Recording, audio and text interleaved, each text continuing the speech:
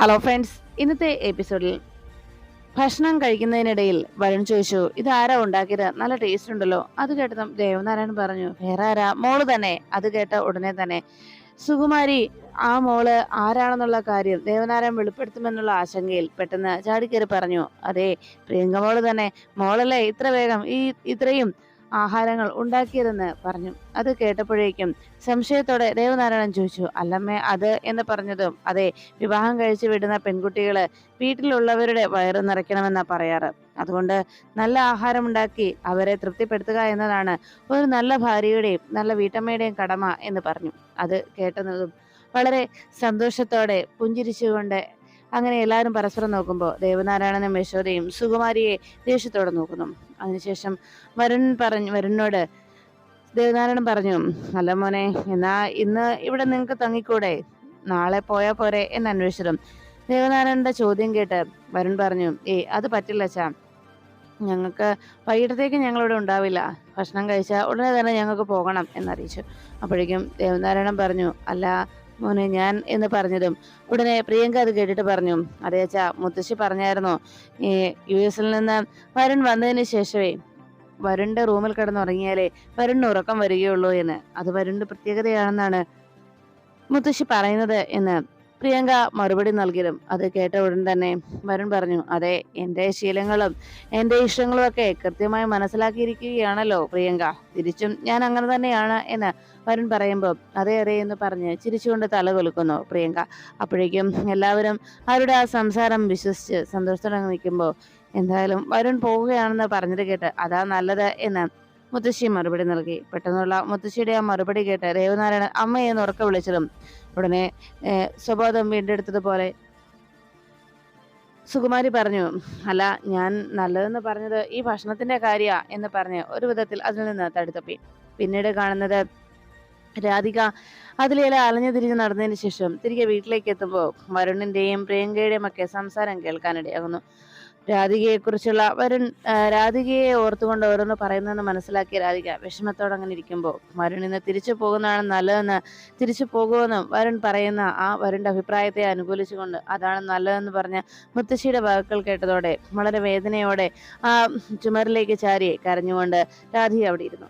പിന്നീട് കാണുന്നത് ഐശ്വര്യയുടെ വീട്ടിലേക്ക് രാധികയെക്കുറിച്ച് അന്വേഷിക്കുവാനായി ശ്യാമയുടെ അതേ മുഖഷേപ്പുള്ള പെൺകുട്ടി ആരാണെന്ന് കണ്ടെത്തുന്നതിന് വേണ്ടി നിയമിച്ച സോന എന്ന് പറയുന്ന ആ സസ്പെൻഷനിലായ ആ പോലീസ് ഉദ്യോഗസ്ഥ അവിടേക്ക് എത്തുന്നു. അവർ വന്നതും ഐശ്വര്യ ചോദിച്ചു, ഞാൻ നേരത്തെ ഇതിന്റെ അന്വേഷണം കഴിഞ്ഞാൽ ഉടനെ തന്നെ ഇവിടേക്ക് എത്തണം എന്നല്ലേ പറഞ്ഞത്, പിന്നെന്താ ഇത്രയും വൈകിയത് സോന എന്ന് ചോദിച്ചതും എനിക്ക് ചില പേഴ്സണൽ കാര്യങ്ങൾ ഉണ്ടായിരുന്നു മാഡം എന്ന് സോന മറുപടി നൽകി. എന്തായാലും ഒരു കാര്യം ഉറപ്പാണ്, ആ പെൺകുട്ടിയെ കണ്ടെത്തിയെന്ന് പറയുന്നത്, അതും ആ പ്രിയങ്ക എന്ന് പറയുന്ന പെൺകുട്ടിയെ കണ്ടോ, അവൾ ശ്യാമയെ പോലെ തന്നെയാണോ ഇരിക്കുന്നത് എന്ന് അന്വേഷിച്ചു. അത് കേട്ടപ്പോഴേക്കും സോന പറഞ്ഞു, ഇല്ല മാഡം, മേഡത്തെ ആരോ തെറ്റിദ്ധരിപ്പിച്ചിരിക്കുക. സത്യത്തിൽ പ്രിയങ്ക എന്ന് പറയുന്ന ആ പെൺകുട്ടി ശ്യാമ മേഡവുമായി യാതൊരു സാമ്യവുമില്ല. അതും മാത്രമല്ല, വലിയ വലിയ പ്രഗത്ഭരായിട്ടുള്ള പല ആളുകളെ കുറിച്ചും ഇതുപോലെയുള്ള ഗോസിപ്പുകൾ ഉണ്ടാകുന്നത് സ്വാഭാവികമാണ്. മേഡത്തെ അങ്ങനെ ആരോ തെറ്റിദ്ധരിപ്പിച്ചതാണ് എന്ന് ഐശ്വര്യയോട് പറയുകയും, പ്രിയങ്കയെ ഞാൻ നേരിട്ട് കണ്ടു, അവിടെ ഒരു ആരോഗ്യ ഉദ്യോഗസ്ഥ എന്ന രീതിയിലാണ് ഞാൻ അവിടേക്ക് ചെന്നത്.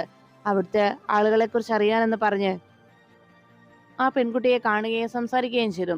കണിമംഗലം എന്നാണ് ആ പെൺകുട്ടിയുടെ ഭർത്താവിന്റെ വീട്ടുപേര്. കണിമംഗലത്തെ പരമേശ്വരന്റെ മകൻ വരുണാണ് ആ പെൺകുട്ടിയുടെ ഭർത്താവ്. ഇതിൽ കൂടുതൽ കാര്യങ്ങൾ കണ്ടെത്താൻ കഴിയുമെന്ന് എനിക്ക് തോന്നുന്നില്ല മാഡം, മാഡത്തിനെ ആരോ കബളിപ്പിച്ചതാണ് എന്ന് സോന പറഞ്ഞതും ഐശ്വര്യ പറഞ്ഞു, ഇല്ല, അങ്ങനെ ആരെങ്കിലും പറഞ്ഞുള്ള കേട്ടറിവല്ല, ഞാൻ നേരിൽ കണ്ടതാണ് അവളെ, ശ്യാമയുടെ അതേ ഷേപ്പുള്ള മുഖഭാവമുള്ള ഒരു പെൺകുട്ടിയെ. എന്തായാലും ഈ പറഞ്ഞ പ്രിയങ്ക എന്ന് പറയുന്ന ദേവനാരായണൻ തിരുമേനിയുടെ മകളെ എനിക്കൊന്ന് കാണണം. അവളുമായി എന്തെങ്കിലും ബന്ധം ആ പെൺകുട്ടിക്കുണ്ടോ എന്ന് എനിക്കറിയണം. എന്തായാലും ഇനി അവരുടെ വീട്ടിൽ അന്വേഷണമായി പോകുന്ന ഞാൻ നേരിട്ട് തന്നെ ആയിക്കോളാം. സോന തൽക്കാലം ഇക്കാര്യത്തിൽ ഇനി ബുദ്ധിമുട്ടേണ്ടതില്ല എന്ന് ഐശ്വര്യ പറയുമ്പോൾ സോന പറഞ്ഞു, മാഡം, ഞാൻ ഇത്രയും ചെയ്തത് എന്ന് പറഞ്ഞതും ഇത്രയും ചെയ്തതിനുള്ള പ്രതിഫലം ഞാൻ സോനയ്ക്ക് റെഡിയാക്കി വെച്ചിട്ടുണ്ട്. ബാക്കി കാര്യങ്ങൾ ഞാൻ കണ്ടെത്തും. അവളെ എത്രയും വേഗം എനിക്ക് കണ്ടെത്തിയേ തീരൂ എന്ന് ഐശ്വര്യ അറിയിക്കുന്നു. പിന്നീട് കാണുന്നത് കണിമംഗലത്തെത്തിയ പ്രിയങ്ക വരുണിന്റെ റൂമിലിരുന്ന് മൊബൈലിൽ ഓരോ വീഡിയോസ് കണ്ടങ്ങനെ ആസ്വദിച്ചിരിക്കുമ്പോൾ വരുൺ റൂമിലേക്ക് എത്തി. വാതിലടച്ചതിന് ശേഷം വളരെ സന്തോഷത്തോടെ വരുൺ പ്രിയങ്കയുടെ അരികിലേക്ക് വന്നിരിക്കുമ്പോൾ പ്രിയങ്ക പറഞ്ഞു, എനിക്കറിയാമായിരുന്നു വരുണിൽ മാറ്റം ഉണ്ടാവുമെന്ന്. മുത്തശ്ശി പറഞ്ഞിരുന്നു ഇന്നത്തെ ഈ വിരുന്നൊക്കെ കഴിയുമ്പോൾ വരുണിന്റെ സ്വഭാവത്തിലും എന്നോടുള്ള സമീപനത്തിലും മാറ്റമൊക്കെ ഉണ്ടാവുമെന്ന്. അത് കേട്ടതും ചിരിച്ചുകൊണ്ട് വരുൺ പറഞ്ഞു, ശരിയാണ്, ചില മാറ്റങ്ങൾ അനിവാര്യമാണെന്ന് എനിക്ക് മനസ്സിലായി. ചില കാര്യങ്ങളിൽ ഞാൻ ചില ഉറച്ച തീരുമാനവും എടുത്തു കഴിഞ്ഞു എന്ന് വരുൺ പറഞ്ഞു. അത് കേട്ടതും എനിക്ക് ചില കാര്യം നിന്നോട് പ്രിയങ്കയോട് പറയാനുണ്ടായിരുന്നു എന്ന് വരുൺ അറിയിച്ചതും പ്രിയങ്ക പറഞ്ഞു, എനിക്കും പറയുവാനുണ്ട് വരുൺ. എന്തായാലും വരുൺ പറയാൻ ആഗ്രഹിക്കുന്ന കാര്യങ്ങൾ എന്താണെന്ന് എനിക്ക് മനസ്സിലായി. ഞാനത് കേൾക്കാൻ കാത്തിരിക്കുകയാണ്. വരുൺ പറഞ്ഞോളൂ എന്ന് പറഞ്ഞ് ചിരിച്ചുകൊണ്ട് പ്രിയങ്ക അങ്ങനെ ഇരിക്കുമ്പോൾ വരുൺ പറഞ്ഞു, ഞാനിന്ന് മനസ്സിലാക്കിയതും എനിക്ക് കണ്ടെത്താൻ കഴിഞ്ഞതുമായിട്ടുള്ള ഒരേ ഒരു കാര്യം വീണ്ടും ഞാൻ ആവർത്തിച്ച് പറയുകയാണ്. എനിക്ക് ഒരിക്കലും നിന്നെ ഉൾക്കൊള്ളാനാവില്ല. നിന്നെ എൻ്റെ ഭാര്യയുടെ സ്ഥാനത്ത് ഒരിക്കലും കാണാനാവില്ല. ഈ ജന്മത്തിൽ നല്ല ഇനി എത്ര ജന്മം എടുത്താലും, ഇനി ഒരു 10 ജന്മം കഴിഞ്ഞാലും എടുത്താലും എനിക്ക് നിന്നെ ആ സ്ഥാനത്ത് കാണാൻ കഴിയില്ല. നിന്നെ എനിക്ക് ഉൾക്കൊള്ളാനാവില്ല എന്ന് വരുൺ അറിയിച്ചു. ഇത് കേട്ടതും പ്രിയങ്ക ചോദിച്ചു, അല്ല ഞാൻ എന്ത് തെറ്റാ ചെയ്തത് എന്ന് ചോദിച്ചതും നീ തെറ്റേ ചെയ്തിട്ടുള്ളൂ എന്ന് വരുൺ പറയുന്നു. നീ എന്നെ ചതിച്ചവളാണ്. നീ എന്നോട് കാണിച്ച ചതി അത് എന്താണെന്ന് ആലോചിച്ചാൽ നിനക്ക് മനസ്സിലാവും. അന്ന് ആ കതിർ മണ്ഡപത്തിൽ വെച്ച് എന്താ സംഭവിച്ചതെന്ന് നീ എന്നോട് സത്യങ്ങൾ തുറന്നു പറഞ്ഞാൽ നീ ഒരു സത്യസന്ധയാണെന്നും ഒരു പാവമാണെന്നും ഞാൻ പറയാം. മറിച്ച് നീ അതിപ്പോഴും വെളിപ്പെടുത്താൻ തയ്യാറാകാത്ത സ്ഥിതിക്ക് നീ ഒരു വഞ്ചകി തന്നെയാണ് എന്ന് വരുൺ അറിയിക്കുന്നു. എല്ലാം കേട്ടതിന് ശേഷം പ്രിയങ്ക പറഞ്ഞു, ശരി, വരുണിന്റെ ആവശ്യം പോലെ വരുൺ ആഗ്രഹിക്കുന്ന ഒരു ജീവിതം വരുണിന് ഞാൻ നൽകാം. അപ്പോഴും വരുൺ പറഞ്ഞു, എനിക്കൊന്നേ നിന്നോട് പറയുവാനുള്ളൂ. എനിക്ക് വേണ്ടി വെറുതെ നീ നിന്റെ ജീവിതം പാഴാക്കണ്ട. മറ്റെവിടെയെങ്കിലും നിന്റെ ജീവിതം തേടി പോകുന്നതാണ് നിനക്ക് നല്ലത് എന്ന് പറയുമ്പോൾ വരുണിന്റെ കയ്യിൽ കടന്നു പിടിച്ച് പ്രിയങ്ക പറഞ്ഞു, വരുൺ ഇവിടെ ഇരിക്കെ, നമുക്ക് സംസാരിക്കാം. അത് കേട്ടതും വരുൺ പറഞ്ഞു, വേണ്ട, എനിക്ക് കൂടുതലൊന്നും സംസാരിക്കാനില്ല എന്ന് പറഞ്ഞതും ഉടനെ പ്രിയങ്ക പറഞ്ഞു, ശരി, വരുണിന്റെ സ്വപ്നങ്ങളും ഇഷ്ടങ്ങളും പ്രതീക്ഷകളും താല്പര്യങ്ങളും ഒന്നും ഞാനായിട്ട് ഇല്ലാതാക്കുന്നില്ല. വരുണിന്റെ ആവശ്യം ഞാൻ ഇവിടെ നിന്ന് പോകണം, അത്രയല്ലേ ഉള്ളൂ. ശരി, ഞാൻ പോകാം, നാളെ തന്നെ ഞാൻ ഇവിടെ നിന്ന് പോകാം. പക്ഷേ അത് വരുണിന്റെ ആഗ്രഹപ്രകാരം ആവശ്യപ്രകാരമാണ് ഞാൻ ഇവിടെ നിന്ന് പോകുന്നത് എന്ന് എല്ലാവരോടും ഞാൻ പറഞ്ഞിരിക്കും. അത് കേട്ടതും വരുൺ പറഞ്ഞു, പറഞ്ഞോളൂ, അതിനൊന്നും എനിക്കൊരു പ്രശ്നവുമില്ല. ഇനി ദൈവം തമ്പരാൻ വന്ന് പറഞ്ഞാലും ശരി, എന്റെ മുത്തശ്ശിയല്ല, ഇനി ദൈവം തമ്പരാൻ വന്ന് പറഞ്ഞാലും നിന്നെ ഒരിക്കലും എനിക്ക് സ്നേഹിക്കാനോ സ്വീകരിക്കാനോ കഴിയില്ല. അത് സത്യമാണ് എന്ന് വരുൺ അറിയിച്ചു. അത് കേട്ടതും ഉടനെ പ്രിയങ്ക പറഞ്ഞു, ശരി, അത്ര കഷ്ടപ്പെട്ട് വരുൺ എൻ്റെ കൂടെ ജീവിക്കണ്ട. ഞാൻ പറഞ്ഞല്ലോ, വരുണിൻ്റെതായ ജീവിതം തേടി പോകാം. പക്ഷേ ഒരു കാര്യമുണ്ട് വരുൺ അതെനിക്ക് ഉറപ്പ് നൽകണം. വരുണിൻ്റെതായ ജീവിതം ലഭിക്കുമ്പോൾ എനിക്ക് എന്താ കിട്ടുന്നത്? എന്റെ സ്വപ്നങ്ങൾ എനിക്ക് നഷ്ടമാവുകയല്ലേ? ഞാൻ വിവാഹബന്ധം വേർപെടുത്തി നേരെ വീട്ടിലേക്ക് മടങ്ങി ചെന്നാൽ നാട്ടുകാർ പറയുന്നത് ദേവനാരായണൻ തിരുമേനിയുടെ മകൾ, ദരിദ്രനായ ദേവനാരായണൻ തിരുമേനിയുടെ മകൾ വിവാഹം കഴിച്ച് 1 മാസം തികയുന്നതിന് മുമ്പ് തന്നെ ഭർത്താവ് ഉപേക്ഷിച്ച് വീട്ടിൽ വന്നുവെന്ന് അല്ലെ? അങ്ങനെ ഒരു ചീത്തപ്പേര് കേട്ട് ജീവിക്കാൻ ഞാൻ ആഗ്രഹിക്കുന്നില്ല. എനിക്ക് എന്റേതായ സ്വപ്നങ്ങളുണ്ട്. ആ സ്വപ്നത്തെക്കുറിച്ചും ഞാൻ വരുണിനോട് പറഞ്ഞിട്ടുണ്ട്. എനിക്ക് ഒരു സിനിമ പ്രൊഡ്യൂസ് ചെയ്യണം. അതിനുവേണ്ട പണം വരുൺ എനിക്ക് നൽകണം. ഒരു സിനിമ എടുക്കാനുള്ള പണം, അതാണ് എൻ്റെ ആവശ്യം. അത് കേട്ടതും വരുൺ ചോദിച്ചു, നിനക്ക് എത്ര രൂപയാണ് വേണ്ടത്? എനിക്ക് ഒത്തിരിയൊന്നും വേണ്ട. ഈ കണിമംഗലത്തിന്റെ മുഴുവൻ സ്വത്തിന്റെ ഒരു ഒരു ഒരു പിടി അത്ര മാത്രം മതി എന്ന് പറഞ്ഞത്.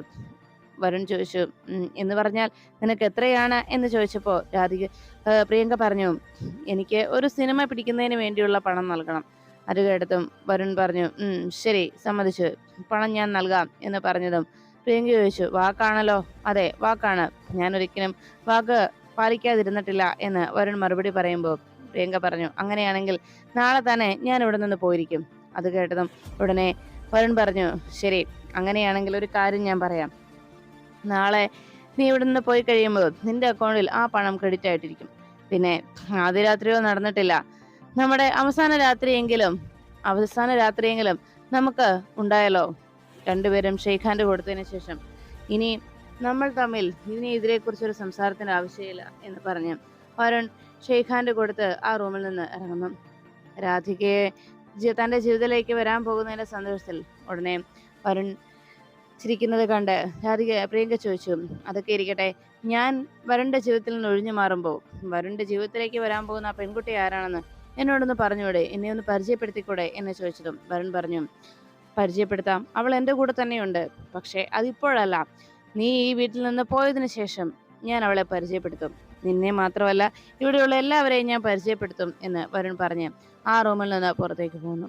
പിന്നീട് കാണുന്നത് വീട്ടിൽ മടങ്ങിയെത്തിയതിനു ശേഷം രാധിക കണ്ണന്റെ മുന്നിൽ തന്റെ പരാതികളുമായി വന്നു നിൽക്കുന്നു.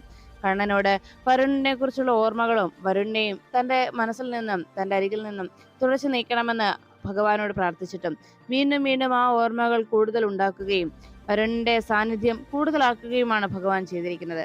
ഇനിയെങ്കിലും വരുണിന്റെ മനസ്സിൽ എന്നോടുള്ള സ്നേഹവും എന്നോടുള്ള താല്പര്യവും ഇല്ലാതാക്കണം.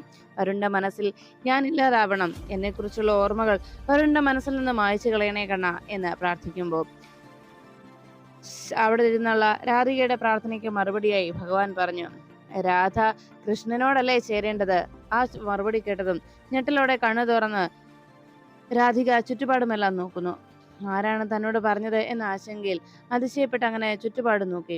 ആരെയും കാണാതായതോടെ സംശയത്തോടെ കണ്ണിനെ തന്നെ നോക്കി നിൽക്കുകയാണ് രാധിക. പിന്നീട് പ്രിയങ്ക പോകാനായി തന്റെ ബാഗെല്ലാം പാക്ക് ചെയ്യുന്നു.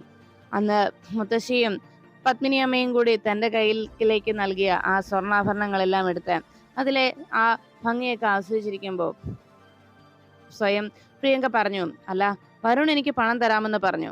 അപ്പോ വരുണിന്റെ ഭാര്യയായി ഈ വീട്ടിൽ മറ്റുള്ളവരുടെ മുന്നിൽ ഇത്രയും നാളും അഭിനയം കാഴ്ചവെച്ചതിനുള്ള പ്രതിഫലം എന്നോണം ഈ ആഭരണങ്ങളൊക്കെ എനിക്ക് ഇല്ലേ വേണ്ടത്, എനിക്ക് സ്വന്തമാകണ്ടേ എന്നാലോചിച്ച് അങ്ങനെ പ്രിയങ്ക ആഭരണങ്ങളൊക്കെ പതിയെ പതിയെ തന്റെ ബാഗിലേക്ക് എടുത്ത് വെക്കുന്നു. അപ്പോഴാണ് വാതുക്കലേക്ക് മോളെ എന്ന് വിളിച്ചുകൊണ്ടുള്ള മുത്തശ്ശിയുടെ വരവ്. മുത്തശ്ശിയുടെ ശബ്ദം കേട്ടതും വേഗം വെപ്രാളപ്പെട്ട് ബാഗിലേക്കെല്ലാം തിരികെ വെച്ച് പ്രിയങ്ക ആ ബാഗ് കട്ടിലിനടിയിലേക്ക് ഒതുക്കുന്നു. അപ്പോഴേക്കും മുത്തശ്ശി വാതുക്കലേക്ക് എത്തി. എന്താ മോളെ, എന്താ മോളും അല്ലാതെ പരിഭ്രമിച്ചിരിക്കുന്നതെന്ന് മുത്തശ്ശി ചോദിച്ചതും പ്രിയങ്ക പറഞ്ഞു, ഒന്നുമില്ല മുത്തശ്ശി, ഞാൻ പരിഭ്രമിച്ചിട്ടൊന്നുമില്ല. പിന്നെ മുത്തശ്ശിക്ക് വെറുതെ തോന്നുന്നതാണ്. അല്ല, എനിക്ക് എന്തെങ്കിലും പ്രശ്നമോ സങ്കടമോ ഉണ്ടെങ്കിൽ അത് ഞാൻ ആദ്യം വന്ന് മുത്തശ്ശിയോടല്ലേ പറയുക. മുത്തശ്ശിയോട് സംസാരിച്ചാൽ, മുത്തശ്ശിയെ കണ്ടു കഴിഞ്ഞാൽ എന്റെ മനസ്സിന്റെ സങ്കടവും വേദനയും എല്ലാം ഇല്ലാതാകും. അല്ല, മുത്തശ്ശി എങ്ങോട്ടെങ്കിലും പോകാൻ ഒരുങ്ങിയതാണോ എന്ന് ചോദിച്ചതും മുത്തശ്ശി പറഞ്ഞു, അല്ലല്ലോ, ഞാൻ സാധാരണ ഇടാറുള്ളതും അണിയാറുള്ളതുമല്ലേ ഞാൻ ഇട്ടിട്ടുള്ളൂ എന്ന് പറഞ്ഞപ്പോ അത് കേട്ടതും പ്രിയങ്ക പറഞ്ഞു, അല്ല, മുത്തശ്ശി ഇന്ന് കാണാൻ എത്ര സുന്ദരിയാണെന്നറിയാവോ. സത്യത്തിൽ ഞാനും മറ്റുള്ള പെൺകുട്ടികളും ഇന്നത്തെ തലമുറ മുഴുവൻ ഈ സൗന്ദര്യത്തോട് കിടപിടിക്കാനായി എത്ര ഭംഗിയായി ഒരുങ്ങിയാലും ഒരിക്കലും മുത്തശ്ശിയോട് എതിരിടാൻ ഞങ്ങൾക്കാവില്ല എന്ന് പറയുമ്പോൾ ഉടനെ മുത്തശ്ശി പറഞ്ഞു, അതെ, ഇതേ സ്വഭാവം തന്നെയാ വരുണിനും കേട്ടോ. ചിലപ്പോഴൊക്കെ അവനും ഇതുപോലെ എന്നെ ഓരോ കാര്യങ്ങൾ പറഞ്ഞ് ഇങ്ങനെ അങ്ങ് എന്നെ കളിയാക്കും. ശരി, എന്തായാലും നിങ്ങൾ രണ്ടുപേരും ചേരും എന്ന് പറഞ്ഞതും, അല്ല, വരുണിന്റെ സ്വഭാവത്തിൽ ഇപ്പൊ മാറ്റം ഉണ്ടായിട്ടുണ്ടോ മോളെ? ഇപ്പൊ എങ്ങനെയാ അവൻ നിന്നോട് പെരുമാറുന്നത്? ആ പഴയ ദേഷ്യമൊക്കെ മാറിയല്ലോ അല്ലേ എന്ന് ചോദിച്ചപ്പോ പ്രിയങ്ക പറഞ്ഞു, പിന്നില്ലേ, അതൊക്കെ മാറി മുത്തശ്ശി, ഇപ്പൊ ഒരു കുഴപ്പവുമില്ല. വരുണും ഞാനും എത്ര ഹാപ്പിയാണ് എന്നൊക്കെ പ്രിയങ്ക മുത്തശ്ശിയോട് പറഞ്ഞു. ഉടനെ തന്നെ എന്റെ ചക്കര മുത്തശ്ശി എന്ന് പറഞ്ഞ് മുത്തശ്ശിയുടെ കവളത്ത് ഒരു ഉമ്മ കൊടുത്തു പ്രിയങ്ക. അതിനുശേഷം മുത്തശ്ശി പറഞ്ഞു, എന്നാ എന്റെ മോൾ ഇവിടെ ഇരുന്നോ, മുത്തശ്ശി പോട്ടെ എന്ന് പറഞ്ഞ് റൂമിൽ നിന്ന് മുത്തശ്ശി പോയി കഴിയുമ്പോൾ വേഗം പ്രിയങ്ക വാതിലടച്ചു. എന്നിട്ട് പറഞ്ഞു, ഈ കള്ളക്കിളവി ഏതു നേരവും വലിഞ്ഞു കയറി വരും എന്ന് പറഞ്ഞ് ദേഷ്യത്തോടെ വാതിലടച്ചിട്ട് പെട്ടെന്ന് തന്റെ കയ്യിലിരുന്ന ആഭരണങ്ങളൊക്കെ ബാഗിലേക്കാക്കി ആ ആമാടപ്പെട്ടി മാത്രം തിരിച്ച് ആ കബോർഡിലേക്ക് തിരികെ വെച്ചു. എന്നിട്ട് ബാഗെല്ലാം റെഡിയാക്കിയതിനു ശേഷം അത് കട്ടിലിന് അടിയിലായി ഒതുക്കി വെച്ചു. ഇനി എന്താണ് ചെയ്യേണ്ടതെന്നതിനെ കുറിച്ച് അങ്ങനെ പ്രിയങ്ക ആലോചിച്ചു നിന്നു. ഇനി നല്ലൊരു ജീവിതം, ഞാൻ ആഗ്രഹിച്ചതുപോലെയുള്ള ഒരു സിനിമാ ഫീൽഡ്, അതാണ് ഇനിയുള്ള എൻ്റെ സ്വപ്നം എന്ന് പറഞ്ഞ് സന്തോഷത്തോടെ പ്രിയങ്ക ഇരിക്കുമ്പോൾ അവിടെ രാധിക വരുൺ തന്നോട് പറഞ്ഞ കാര്യം ഓർത്ത് ആശങ്കയിലായി. നാളെ ക്ഷേത്രത്തിലെ സന്ധ്യയ്ക്ക് ആ കുളക്കടവിൽ നീ എത്തിയിരിക്കണം. ക്ഷേത്രക്കടവിൽ നീ വന്നില്ല എന്നുണ്ടെങ്കിൽ നിനക്ക് എന്നോട് സ്നേഹമില്ല എന്നാണ് എനിക്ക് മനസ്സിലാക്കാൻ കഴിയുന്നത്. അതുകൊണ്ട് തന്നെ നാളെ തീർച്ചയായിട്ടും നീ അവിടെ വന്നിരിക്കണമെന്ന് പറഞ്ഞ് വരുൺ ക്ഷേത്രക്കടവിൽ ചെല്ലണമെന്ന് തന്നെ ഓർമ്മപ്പെടുത്തിയ കാര്യം രാധിക ഓർമ്മിച്ചു. ഇനി എന്താ ചെയ്യുക എന്നോർത്ത് ആശങ്കപ്പെട്ടങ്ങനെ രാധിക ഇരിക്കുകയും, ഞാനവിടെ ചെന്ന് കഴിഞ്ഞാൽ അത് ശരിയാവില്ല, അപ്പോൾ പോകാതിരിക്കുന്നത് തന്നെയാണ് നല്ലത് എന്ന് രാധിക ഓർമ്മിച്ചു. അങ്ങനെ ഓർത്തുകൊണ്ട് രാധിക അങ്ങനെ ഇരിക്കുമ്പോഴാണ് പെട്ടെന്ന് രാധികയുടെ മനസ്സിലേക്ക് മറ്റൊരു കാര്യം ഓടിയെത്തിയത്. ഞാൻ ചെല്ലാതിരുന്നു കഴിഞ്ഞാൽ കഴിഞ്ഞ ദിവസത്തെ പോലെ വരുൺ തന്റെ ജീവിതം അവസാനിപ്പിക്കാൻ ശ്രമിച്ചാലോ? ഞാൻ ചെല്ലുന്നില്ല എന്ന കാരണത്താൽ എനിക്ക് വരുണിനോട് സ്നേഹമില്ല എന്ന് പറഞ്ഞ് സ്വയം ജീവിതം അവസാനിപ്പിക്കാൻ നോക്കിയാലോ? അയ്യോ, അത് വേണ്ട. അങ്ങനെ വരുൺ സ്വന്തം ജീവിതം അവസാനിപ്പിക്കുന്നത് എനിക്ക് സഹിക്കാനാവില്ല. അതുകൊണ്ട് എന്തായാലും പോയേ പറ്റൂ. വരുണിന്റെ ജീവൻ രക്ഷിക്കാനെങ്കിലും എനിക്ക് പോകണം, അല്ലാതെ പറ്റില്ല എന്ന് രാധിക സ്വയം തീരുമാനിച്ചു. അങ്ങനെ ആ ക്ഷേത്രക്കടവിലേക്ക് പോകാമെന്ന് രാധിക തീരുമാനമെടുക്കുമ്പോൾ വരുൺ രാധികയെ കാണുന്നതിനുള്ള സന്തോഷത്തിൽ വേഗം റെഡിയാവുന്നു. അവിടേക്ക് എത്തിയ പ്രിയങ്ക ചോദിച്ചു, അല്ല വരുൺ ഇത് എങ്ങോട്ട് പോവാ എന്ന് ചോദിച്ചതും വരുൺ പറഞ്ഞു, ഇനി മുതൽ നമ്മൾ തമ്മിൽ അങ്ങനെയുള്ള സംസാരമോ ചോദ്യത്തിന്റെ ആവശ്യമില്ല. അതെല്ലാം നമ്മൾ ഇന്നലെ തന്നെ പറഞ്ഞ് അവസാനിപ്പിച്ചു കഴിഞ്ഞു എന്ന് പറഞ്ഞപ്പോൾ പ്രിയങ്ക പറഞ്ഞു, ഒരു ഭാര്യ എന്ന നിലയ്ക്കല്ല ഞാൻ ചോദിച്ചത്, വെറുതെ ഒന്ന് അന്വേഷിച്ചതാണ്. ഞാൻ ഇന്ന് രാത്രി ഇവിടെ നിന്ന് പോകും. അപ്പോ വരുൺ അതിനു മുമ്പ് പോയി വരുമോ എന്ന് അറിയാനായി ചോദിച്ചതേ ഉള്ളൂ എന്ന് പറഞ്ഞതും വരുൺ പറഞ്ഞു, ഞാൻ കുറച്ച് വൈകും വരാൻ. അപ്പോഴേക്കും പ്രിയങ്ക പറഞ്ഞു, ഞാൻ എല്ലാവരോടും വരുൺ കാരണമാണ് പോകുന്നതെന്നും വരുൺ പറഞ്ഞിട്ടാ പോകുന്നതെന്നും പറയുമെന്ന് പറഞ്ഞതും വരുൺ പറഞ്ഞു, അതിനെന്താ പറഞ്ഞോ, ഒരു കുഴപ്പവുമില്ല എന്ന് വരുൺ അറിയിച്ചു. അതിനുശേഷം വരുൺ അങ്ങനെ മറുപടി നൽകിയത് കേട്ട് പ്രിയങ്ക ആകെ വിഷമത്തോടെ ഇരിക്കുകയും, എന്തായാലും ഇന്ന് തന്നെ എനിക്ക് പണം തരുമല്ലോ അല്ലേ, എൻ്റെ അക്കൗണ്ടിൽ പണം ക്രെഡിറ്റ് ആവുമല്ലോ എന്ന് ചോദിച്ചതും വരുൺ പറഞ്ഞു, അതെ, അത് ഞാനൊരു കാരണവശാലും ആ വാക്ക് ഞാൻ പാലിക്കാതിരിക്കില്ല. ഇന്നല്ലെങ്കിൽ നാളെ തന്റെ അക്കൗണ്ടിൽ ആ പണം ക്രെഡിറ്റ് ആയിട്ടുണ്ടാവും എന്ന് വരുൺ മറുപടി നൽകുന്നു. അതെല്ലാം കേട്ടതിന് ശേഷം പ്രിയങ്ക വരുൺ പറയുന്നത് കേട്ടതും പ്രിയങ്ക ചോദിച്ചു, അങ്ങനെയാണെങ്കിൽ ഞാൻ ഇവിടെ നിന്ന് പോയി കഴിയുമ്പോൾ ചിലപ്പോൾ ഞാൻ വലിയൊരു ഫിലിം സ്റ്റാർ ആയി മാറും. ആ സമയത്ത് എവിടെയെങ്കിലും വെച്ച് വരുണനെ കണ്ടു കഴിഞ്ഞാൽ എന്നോട് സംസാരിക്കണം.